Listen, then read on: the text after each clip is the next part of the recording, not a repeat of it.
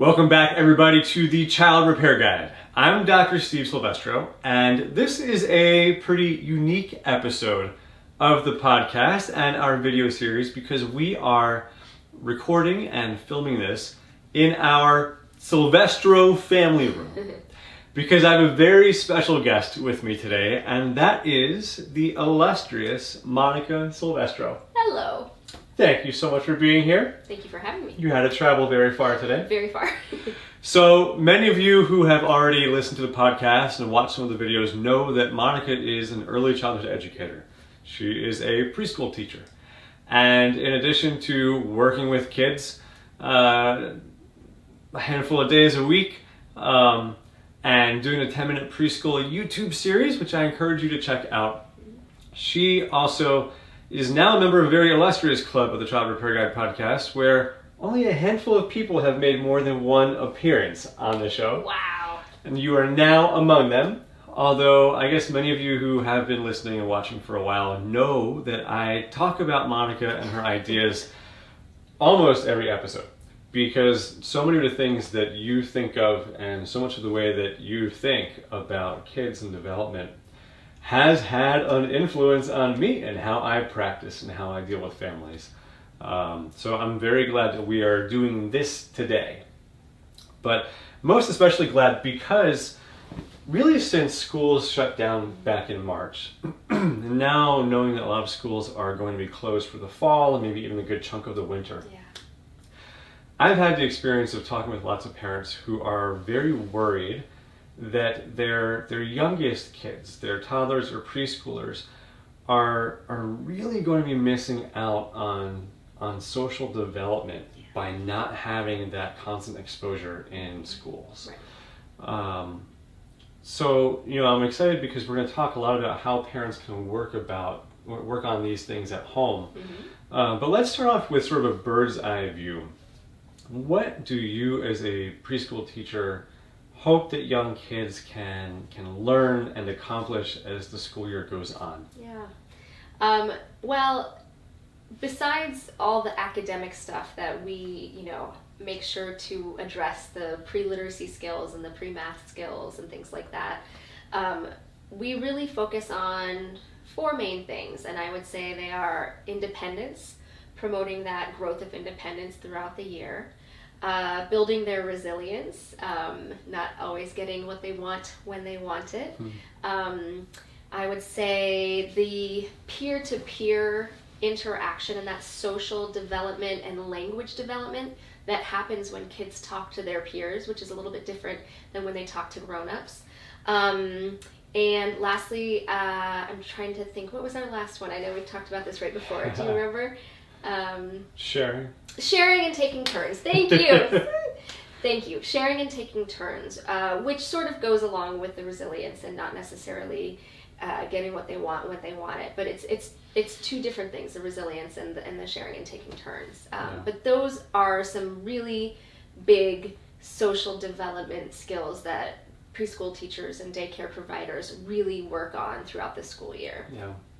It's actually kind of funny that you say that because we've talked about this before, where a lot of parents are really kind of focused on making sure their kids learn letters and numbers and colors in preschool, and that stuff happens. Of course.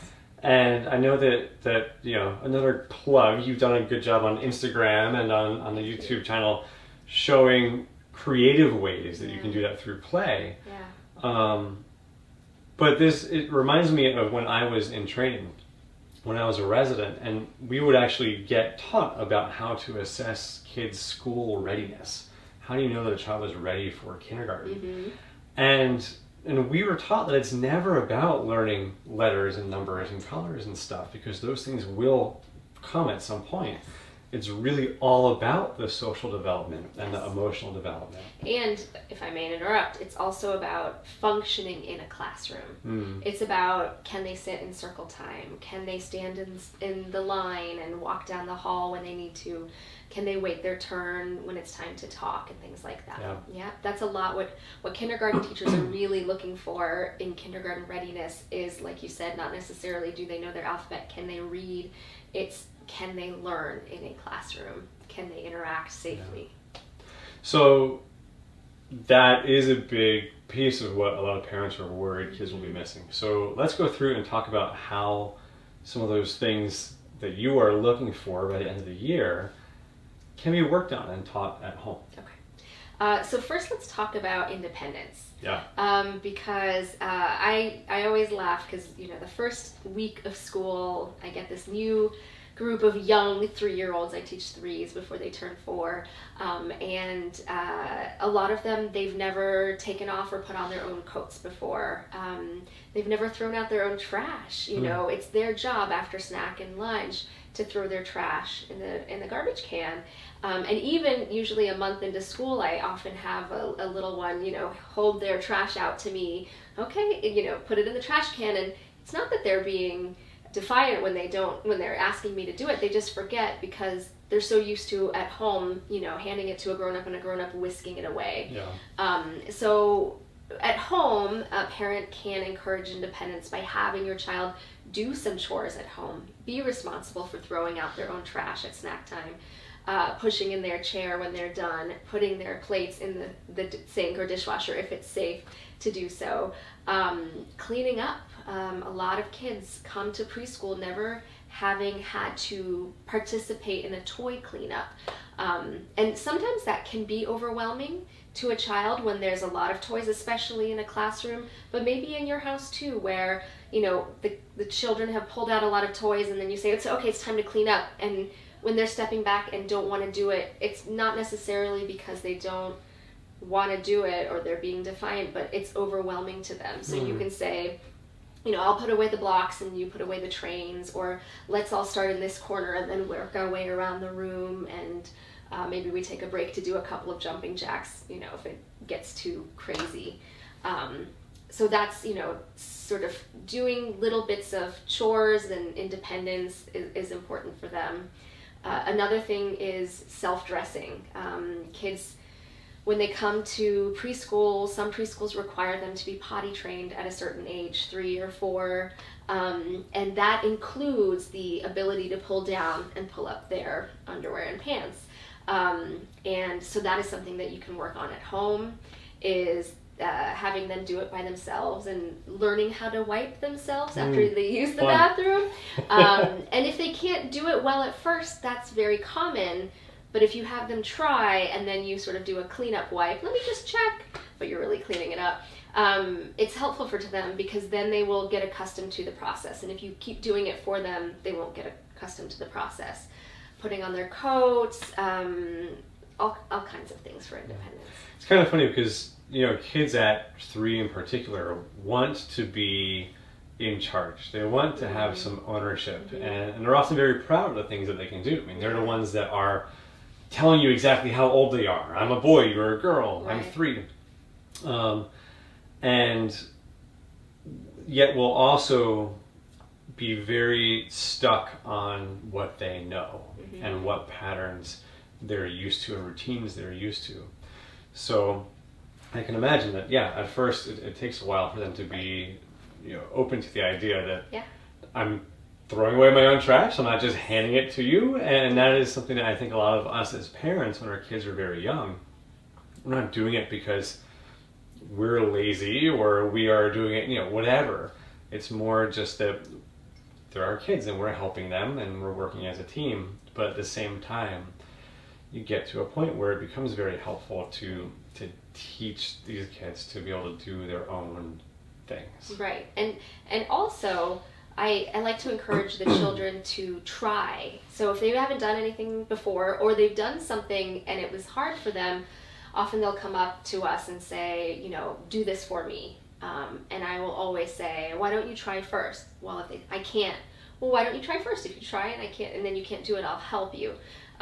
If you encourage the children to try to do something, then they gain the confidence when they are able to do it. I give an example of dress-up clothes. So a lot of kids, they come from the dress-up area and they have something and they're like, put it on me. And it would take me 3 seconds to put them on them and then I can move on to the other thing. But it's not teaching them how to put it on themselves. I might say, lay it down on the floor and stick your hands in it and let's see if you can put your arms out. Or you can ask a friend. Again, the kids aren't at school right now necessarily, but they might have a sibling at home.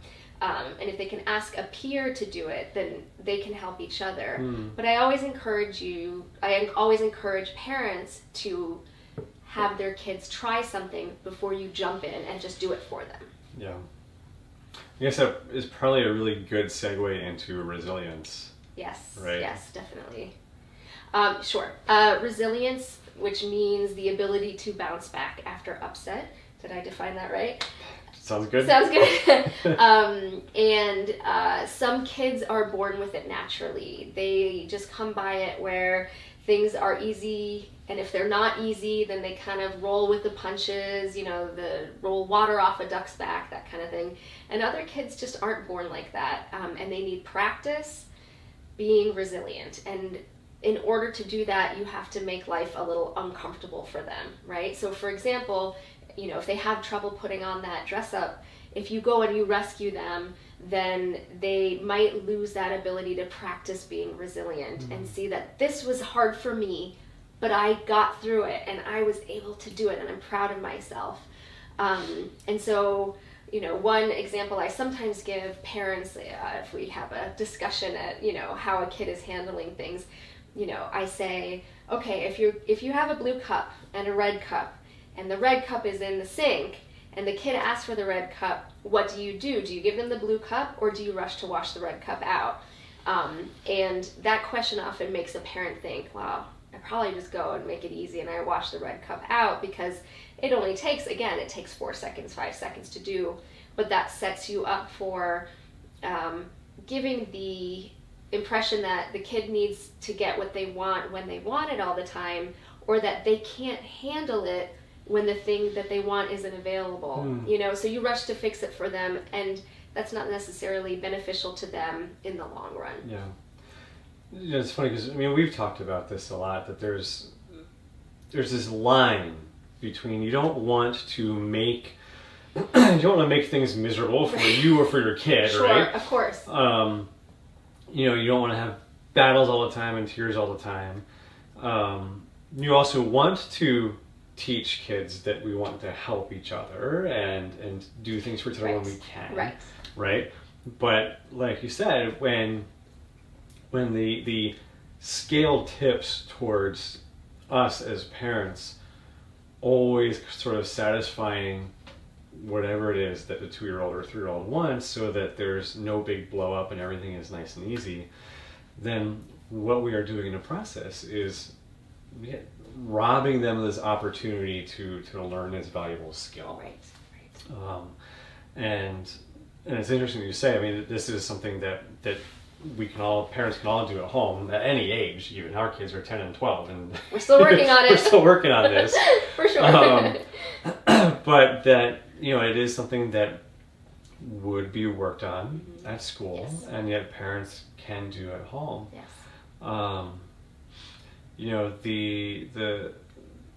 Is this idea that oftentimes we have to get out of our kids' way.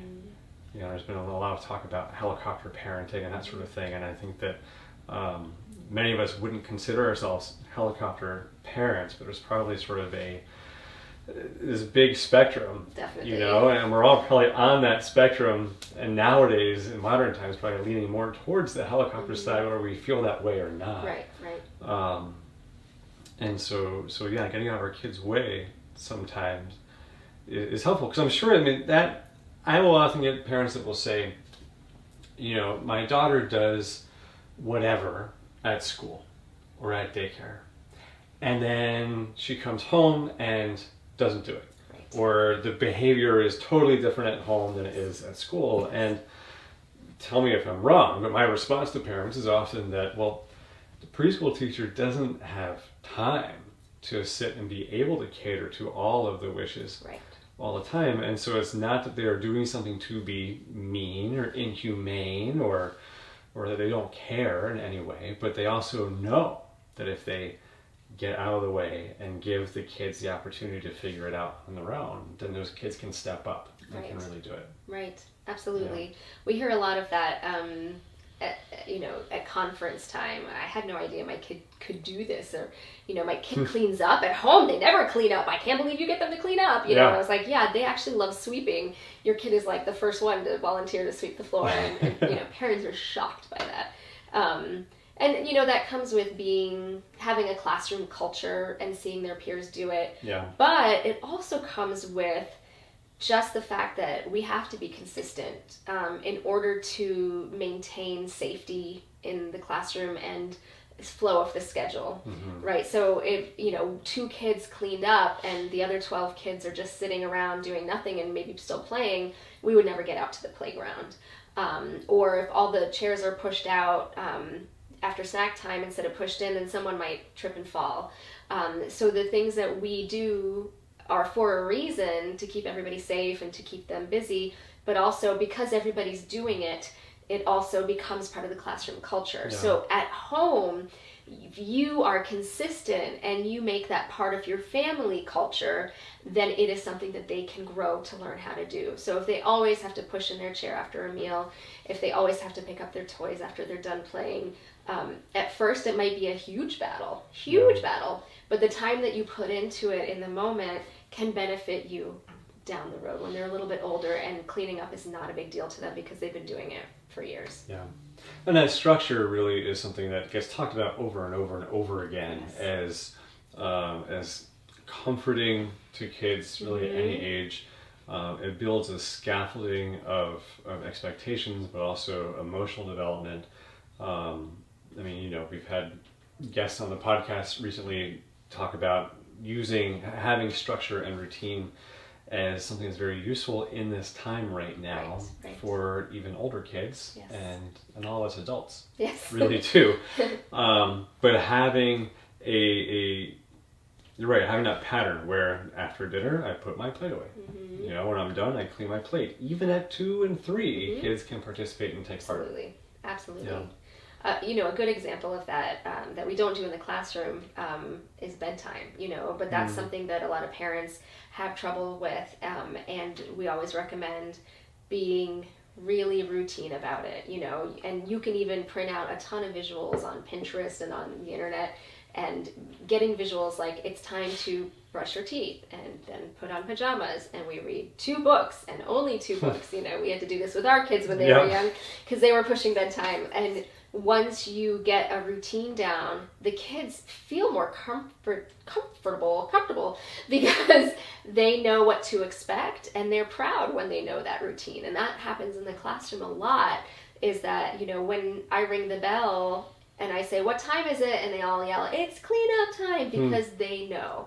And when after we clean up, we're going to recess, and they know when I blow the harmonica at recess, it's time to go in. So the more that you can make routines at home, the more secure the children will feel, and they can predict what's going to happen at home. They like knowing things, and that can help them a lot.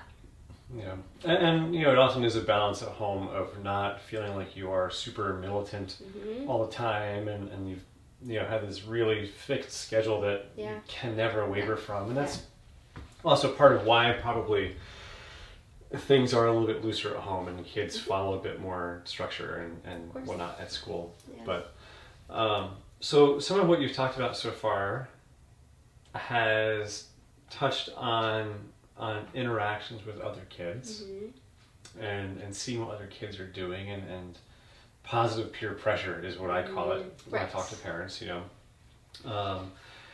that might be missing, right? So I know that you have some thoughts on if kids have siblings, how you can work on things like sharing and whatnot. So let's talk about that, but also if you have any tips for kids that don't have any siblings, what can parents do if there are no kids around? Right. So the peer interaction is different than a parent and child interaction because there's a different hierarchy of power, right? A parent is in charge versus the kid. When you have a peer-to-peer interaction, it's more on an equal level. And that might change with the different age siblings, but most of all, the children are playing with children. And one thing that we try to do in the classroom is have the children solve the problem with their friend if they can in that moment. So if they're fighting over a toy, don't just take away the toy and say, you're fighting over it, it's gone. But ask the children, okay, who had it first? And often they'll both tell you they did. Yeah. And since you're not always watching, you might not know. But, if you can talk them through the interaction, how did you feel when Johnny took your toy? Well, I felt sad. And Johnny was like, I don't care. But then ask Johnny, look at your sister's face. How do you think she's feeling right now? And then she might be crying and making an exaggerated crying face because they like to be dramatic.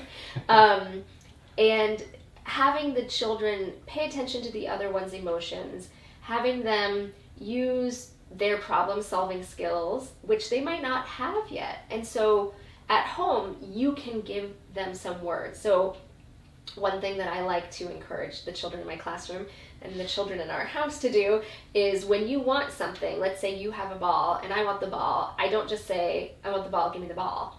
I ask the children to say, can I have a turn when you're done? Because a lot of times when a kid says, I want a turn, they want it now. Yeah. That's not realistic, and that's not fair to the kid that started out with the toy.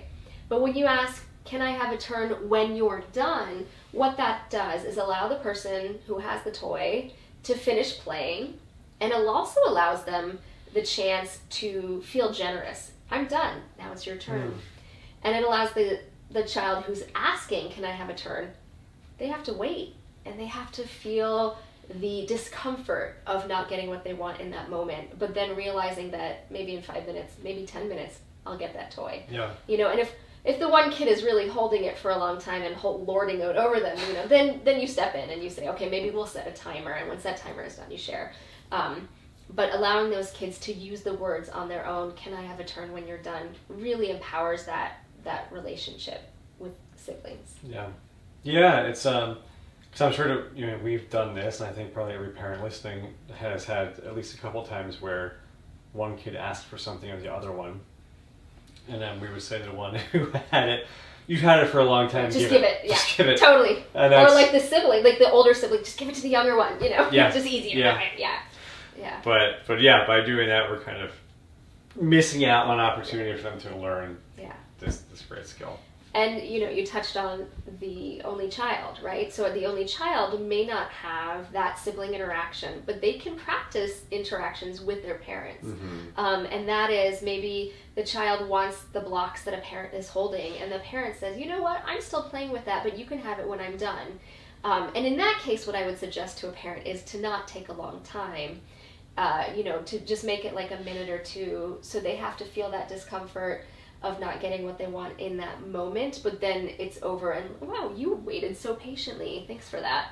And another thing that all parents can do with their kids is to wait for make their children wait to take a turn in talking, and that's something that children in preschool, when they get their first circle time, and we're talking about pizza, they all, at the same time, my grandma loves pizza and I got pizza yesterday and, my dog ate that pizza accidentally, and they're all talking at the same time, and they need to wait for their turn. And in preschool, we have a lot of hand raising, and you don't necessarily have to do that at home, but one thing that I've learned and I've suggested to parents, and we did with our own kids when they were little, is if a child has something they want to say to mom or dad, and mom or dad are talking, they put their hand on their knee or their arm, and on the parent's knee or arm, and wait until mom or dad are talking. But I request the mom and dad to sort of finish their sentence. Don't make it like a 5-10 minute lecture, but give them a little time to wait, and then turn and say, thank you so much for waiting. What is it that you wanted right now?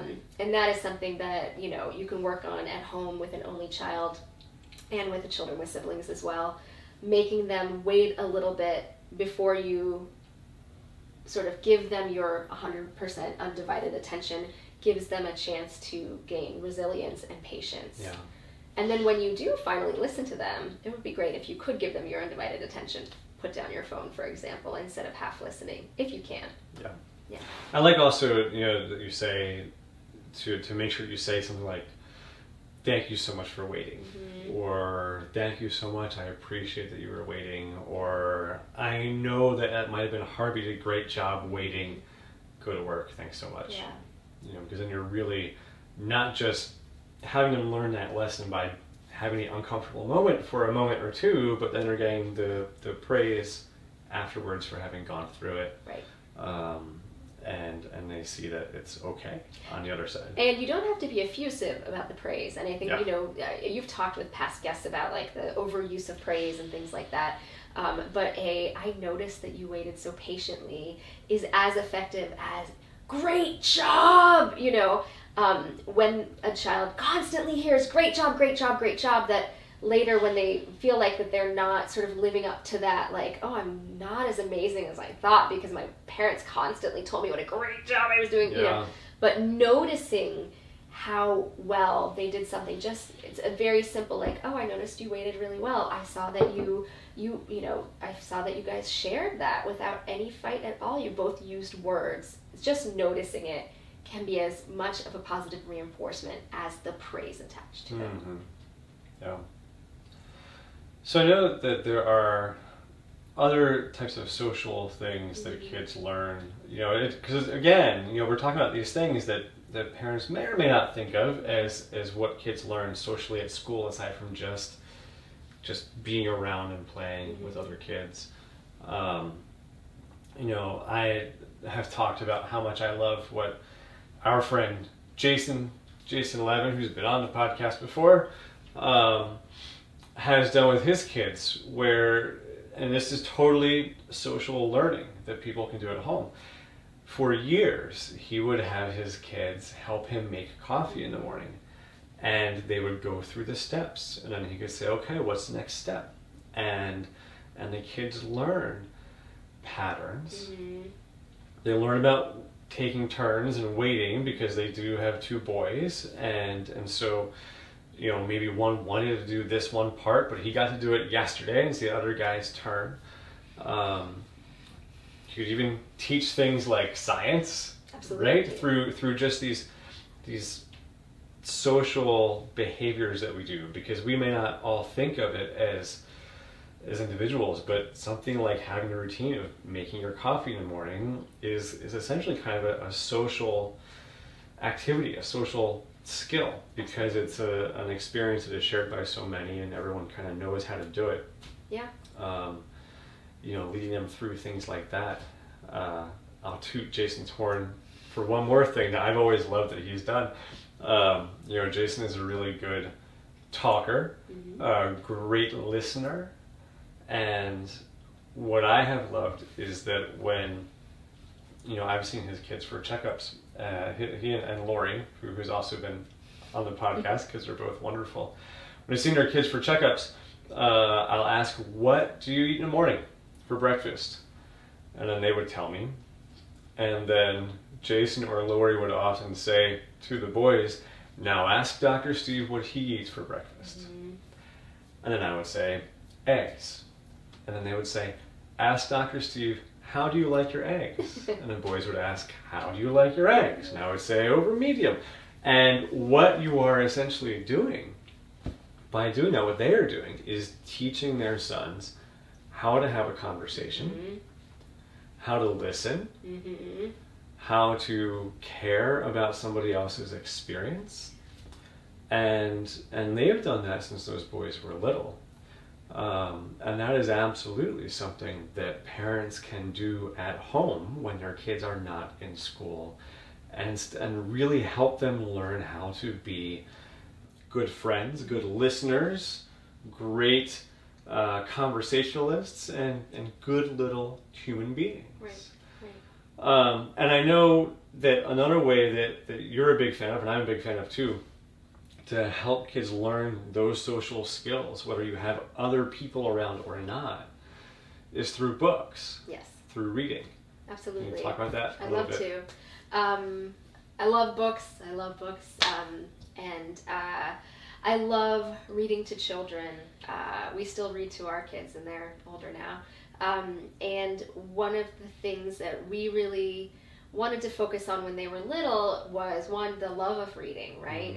And to instill that in them. But two is sort of critically analyzing the book. When they get to kindergarten, a lot of kindergarten teachers, they don't care if your kids know the ABCs or can read chapter books yet. What they care about is how much your child can understand a book, how can they comprehend, and can they compare and contrast things. And there's some really easy ways to do that at home. So one is that when we read a book to a child, when I read to my class, is to read the title and say the author's name. And so they know that a book doesn't just come out of nowhere. An author has written and someone has illustrated these lovely books. And also it gives them that opportunity to hear those names and compare. So, oh, Eric Carle, we just read an Eric Carle book yesterday. Oh, that's so cool. And, let's see how the illustrations look. It's very similar style. You can talk a lot about it. And then, judging a book by the cover, I like to ask them, what do you think is going to happen based on the cover of the book? Is there a bear on the cover? What do you think is going to happen to the bear? And a child might not know, and they might say, I don't know. And you can say, I don't know either, let's find out. Or you can make a guess, and then it can be a wrong guess or a right guess. It's okay. Guessing is great because it's you're thinking about it, and wrong answers aren't terrible, especially when they're little. And you making that guess shows them that. Exactly. That you don't even have to feel confident that yes. something's going to be right, yes. but it's okay to take that risk. Yes, and you can even purposefully say, maybe this bear is going to fall off the top of a house and, go to the hospital, what do you think? And then at the end of the book you're like, oh, I was totally wrong about that. So after you ask, what do you think the book is going to be about, while you're reading the book, at home a child can interrupt and ask questions. At school, if all the kids interrupted, we would never get through a book. So they have to be patient. And you can decide sort of to what level you want to sort of ask your child to wait to ask a question. But at home, if they're asking a question, I think you can answer it and interact with the book. Oh, what color is that? That's red. That's right. You know the color red. But a really big one is talking about emotions, using books. That books might not have to be about an emotion, but there's always emotions in books. And when you talk about those emotions, a child is better able to relate to their own emotions. So one of our favorite family books is Bear Snores On by Karma Wilson. And Bear was asleep in his cave. He was hibernating. You can talk about hibernation. That's a science lesson. And then a bunch of animals come in and they party, and he wakes up and he realizes he's missed the party.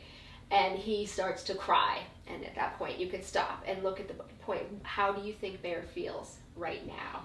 And if a child doesn't know, you can give them, do you think he's sad? Do you think he's surprised? I think he's sad.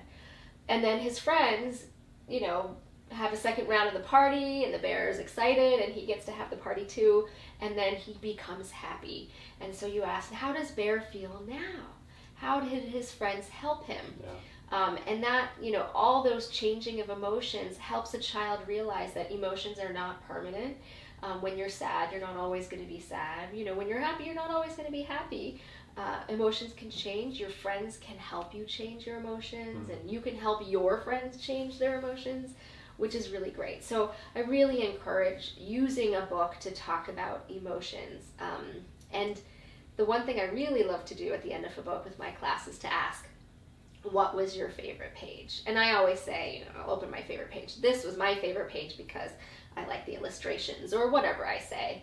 But then, a child might say what I said. They might say the same thing as the first kid says. But it's helping them understand that they need to pay attention to the book. That you are, at the end of the book, going to ask them a question about it. And that teaches them focus. And that's another thing that kindergarten teachers and a lot of teachers through the years are looking for, is a child's ability to focus on the lesson at hand, to focus on the book so that they can think about it. And asking, something as simple as what was your favorite page is a step in having those kids focus on the book you're reading to them. Yeah. And then, we've talked about with our own kids and just in general, when you are reading, you can then carry it out to that child's life and experience too, right? So how do you think Bear is feeling in this picture? Why do you think he's feeling that way? have you ever felt that way? Or before you say, how do you think Bear is feeling, how do you think you would feel if this happened to you? And it gets kids to sort of put themselves in somebody else's shoes and to recognize that somebody else's experiences might mirror their own. Yeah. And also that people might respond to the same experience in different ways. Right. Just broadens their horizons. Absolutely. Yeah. So we have talked about sharing, resilience, independence. What was our fourth? Patience. Yeah. All things that the parents really can work on at home, whether there are other kids around or not. This has been awesome. I've been glad that we were able to do this together. It was fun. Thank you. Encourage anybody watching or listening to send Monica any questions you have, any tips or ideas that you have found that have worked really well in your home, because we love getting them. You can find Monica on Instagram at Just Another Preschool Teacher. You can find me at ZenDocSteve. And then also on YouTube, Monica's got 10-Minute Preschool. So if you do have kids, anywhere from probably 2 through 6. 5, 6, yeah. These are great little snippets of videos that are roughly 10 minutes long that have a welcome song, they have an activity and a game, a goodbye song, and a lesson. So it's just like preschool in a little 10-minute chunk for your little one. You have hopefully listened to some of the podcasts that I've done. I've listened to a good amount of them. Over 4.5 years here. Of course. So hopefully this won't be too much of a surprise for you, because the first episode that you did, we didn't do as an interview. It was just you on your own. But when I do interview guests, I like to end by asking a question. And that question is, if you could give parents 3 pieces of advice for raising happy, healthy, confident kids, what would you say? Well, I was prepared because I have listened to most of your episodes. Hopefully, thank you. I knew this was coming. So I would say that my first bit of advice is that a good amount of parenting conflict issues, discipline issues, can first be resolved with consistency. Preschool teachers, not only do the kids have sort of the peer influence, everybody else is doing this and sitting quietly, so I'm going to do it, but a lot of how we are successful in the classroom is because we have to be consistent. Yeah. It is a safety issue. I've had parents say to me, wait, he sits for snacks and lunch? My kid runs around and, eats a chicken nugget while running in circles, and what do I do? How did you do that? And it's because we have to. We have to lead them back every time. It's a safety issue.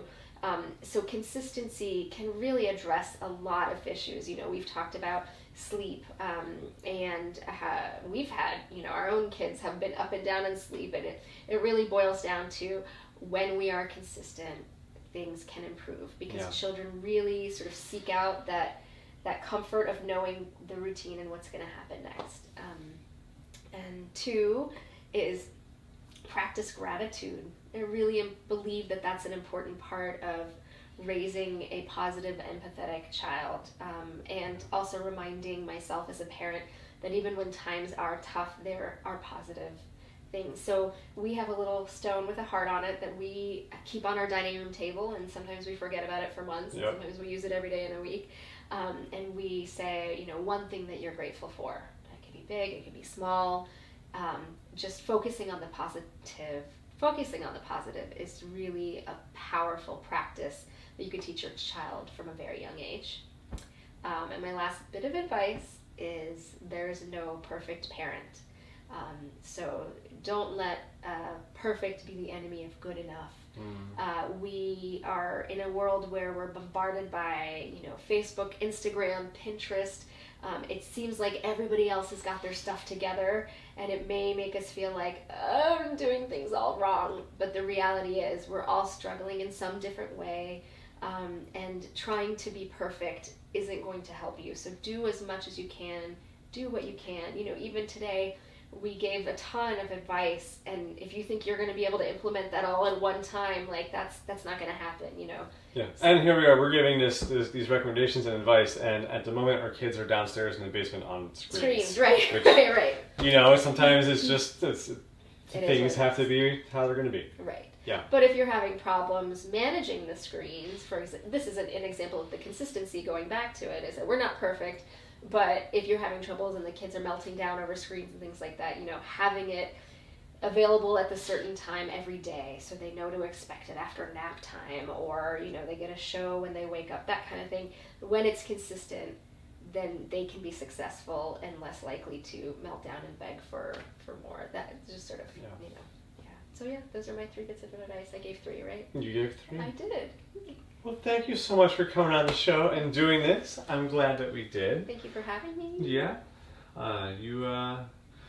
You consistently help me get to be a little bit more perfect. Oh, stop. Thank you so much once again. You can find Monica on Instagram at Just Another Preschool Teacher. Find me at ZenDocSteve. And in the meantime, be well and have fun.